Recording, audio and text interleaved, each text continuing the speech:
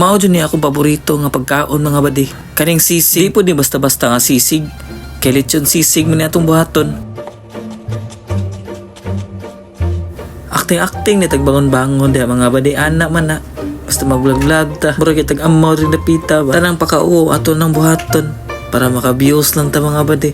Nya di pa dyan po mananaw. Ako na po nang gikuha sa ref ang lechon mga badi. Ato po dyan na pinutos gikan sa silingan. Kaya ginvite mo tag mga palaks-pakals mga badi. Nod adyan mo kumpiyansa kung inviteon ko yung mga badi kay na. Mamutos dyan ko. Di dyan ko vakansi. Mauro po di atong aromatics mga badi. Nya sugda na itong luto dayon. Di enta magdugay-dugay kay gusla na sad kayo. Ato na nagsote ang onion o ang luya da mga badi. Nya aton sa nang ilunod ang lechon da ang gikan sa silingan nga pinutos na to mga badi. Kutasag voice over mga badi. Nya di pa dyan mo mananaw kapuya bisyuha.